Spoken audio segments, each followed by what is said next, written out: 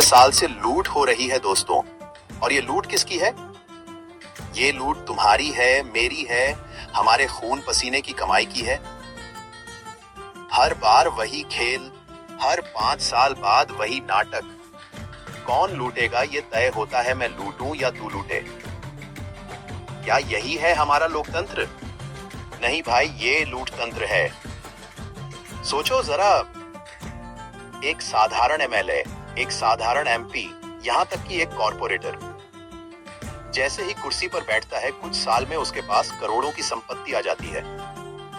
अब सोचो, ये पैसा कहां से आता है?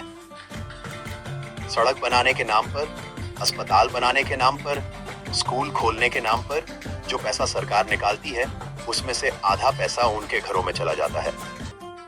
और ये पैसा सरकार का नहीं है भाई, ये पैसा है तुम्हारे हमारे टैक्स का।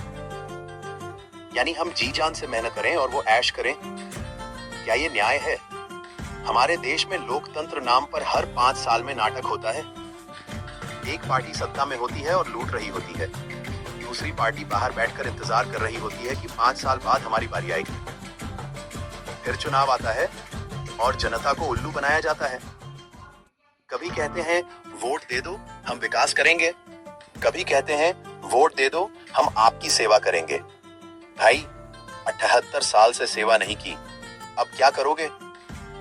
और सुन लो, सेवा करने के लिए वोट नहीं चाहिए होता, सेवा दिल से होती है। आपके गांव का गरीब किसान जिसने पूरी जिंदगी खेत में मेहनत की, उसका टैक्स कटता है।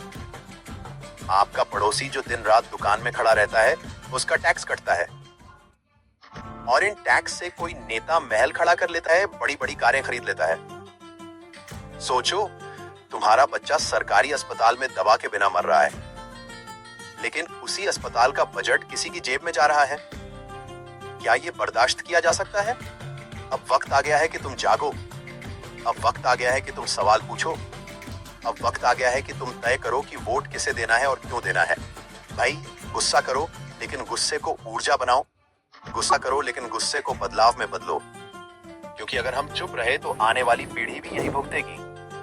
तो करना क्या है? पहला, जागरूक बनो, हर उम्मीदवार की जानकारी निकालो। दूसरा, वोट को बेचो मत, वोट सबसे बड़ा हथियार है। तीसरा, आरटीआई शिकायत और मिलजुल कर आवाज उठाओ। चौथा, सोशल मीडिया का इस्तेमाल करो, सच्चाई फैलाओ। याद रखना, एक दीपक अंधेरा मिटा सकता है। अगर तुम उठोगे तो पूरा देश उठेगा।